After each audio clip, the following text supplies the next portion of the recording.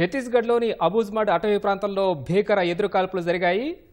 ఎదురుకాల్పుల్లో 12 మంది మావోయిస్టులు మృతి చెందారు. మరింత సమాచారం మా ప్రతినిధి లింగయ్యని అడిగి తెలుసుకుందాం. లింగయ్య, ఎన్కౌంటర్కి సంబంధించి తాజా అప్డేట్స్ ఏంటి?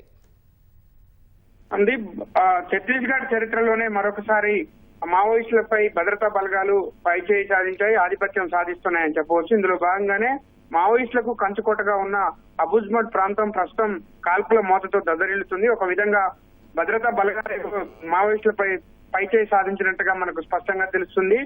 గత రాత్రి నుంచే మా అబూజ్మడ్ ప్రాంతాన్ని మొత్తం చుట్టుముట్టి మావోయిస్టులకు కంచుకోటగా ఉన్న ఈ ప్రాంతం పైన ప్రత్యేకంగా నిఘా పెట్టి ఆపరేషన్ కగార్ పేరుతో ఛత్తీస్గఢ్ పోలీసులు పూర్తిగా మావోయిస్టు రహిత రాష్ట్రంగా చేస్తామంటూ 2026 కల్లా చేస్తామని ప్రకటించిన నేపథ్యంలోనే క్రమంగా మావోయిస్టులపై పైచేయి సాధిస్తూ వస్తున్నారు. ఈ నేపథ్యంలోనే గత నెల రోజులుగా కూడా అబూజ్మడ్ ప్రాంతం కావచ్చు, ఛత్తీస్గఢ్ దండకార్యాన్ని మొత్తం కూడా కాల్పుల మొత్తంతో దదరిల్లుతుంది. ఇప్పటికే దాదాపు ఒక నెల వ్యవధిలోనే దాదాపు 60 మంది మావోయిస్టులను ఎదురుకాల్పుల్లో కోల్పోయారు. ఈ తాజాగా మరో ఎదురుకాల్పులు కూడా అత్యంత భీకరమైన ఎదురుకాల్పులు ప్రస్తుతం ఇరు వర్గాల మధ్య ఇంకా సాగుతున్నట్టుగా మనకు స్పష్టంగా సమాచారం ఉంది. దీంతో ఇప్పుడు జరుగుతున్న ఈ ఎదురుకాల్పుల్లో బస్తర్ సౌత్ అబూజ్మడ్ ప్రాంతంలో భద్రతా బలగాలకు అదేవిధంగా మావోయిస్టులకు ఎదురుకాల్పులలో దాదాపు 12 మంది మావోయిస్టులు ఇప్పటికే మృతి చెందినట్టు మనకు స్పష్టంగా సమాచారం అందుతుంది.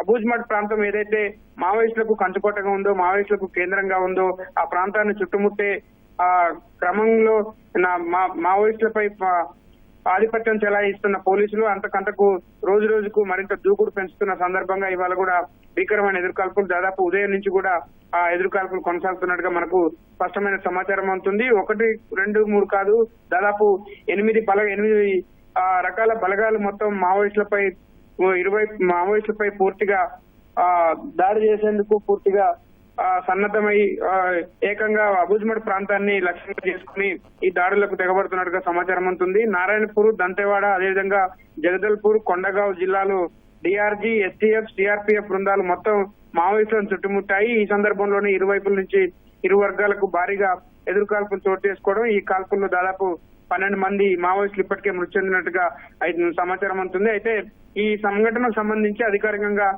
ఛత్తీస్గఢ్ పోలీసులు మాత్రం ఎటువంటి వివరాలు ఇవ్వనప్పటికీ కూడా మనకు అందుతున్న సమాచారం ప్రకారం అయితే ఇంకా మొత్తం దండకార్యం అంతా కూడా కాల్పుల మొదటితో దద్దరిల్లుతున్నట్టుగా కూడా సమాచారం అవుతుంది. ప్రధానంగా ఈ ఆపరేషన్ కగార్ పేరిట దాదాపు ఒక సంవత్సరం నుంచి కూడా ఛత్తీస్గఢ్ పోలీసులు రాష్ట్రాన్ని మొత్తం మావోయిస్టు రహితంగా ఉంచేందుకు ఈ ఆపరేషన్ కొనసాగిస్తున్నారు.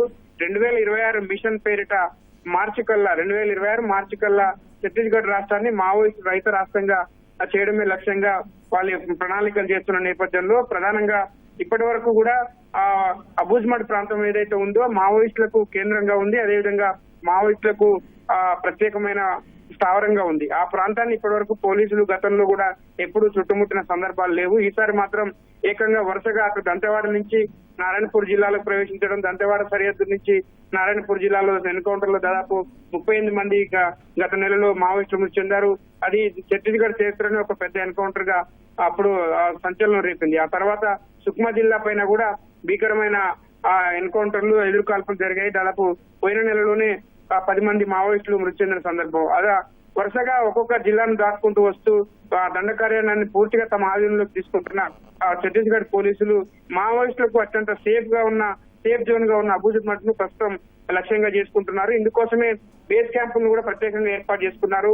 మావోయిస్టుల అణచివేత లక్ష్యంగా ఎక్కడికక్కడ ఎఫ్ఓబీలు ఏర్పాటు చేసుకుని, ఎఫ్ఓబీలు అంటే బేస్ క్యాంపులు ఏర్పాటు చేసుకుంటారు. ఆ బేస్ క్యాంపులను ఆధారంగా చేసుకుని ఎక్కువ మంది భద్రతా బలగాలు అక్కడ నివాసం ఉండడం, మావోయిస్టుల కదలికలను గ్రహిస్తుండడం, వాళ్ళపైన ఒక్కసారిగా మూకుమ్మడి దాడి చేస్తున్న ఇటువంటి వాటి కోసం బేస్ క్యాంపులను ఏర్పాటు చేసుకుంటున్నారు. ఓవైపు బేస్ క్యాంపులను లక్ష్యంగా మావోయిస్టులు దాడి చేస్తున్న సందర్భంలో ఎక్కువ మంది భద్రతా బలగాలు ఉండడం, ఎక్కువ మంది భద్రతా బలగాలు దాదాపు 6 ప్లటూన్లకు సంబంధించిన జవాన్లుగా వచ్చే భద్రతా బలగాలు ఉండడంతో కొంత మావోయిస్టులదే అక్కడ పోలీసులదే పైచేయిగా నిలుస్తుంది. ఇప్పుడు ఇంకా ఈ ఎదురుకాల్పులు ఇంకా జరుగుతున్నట్టుగానే సమాచారం అవుతుంది.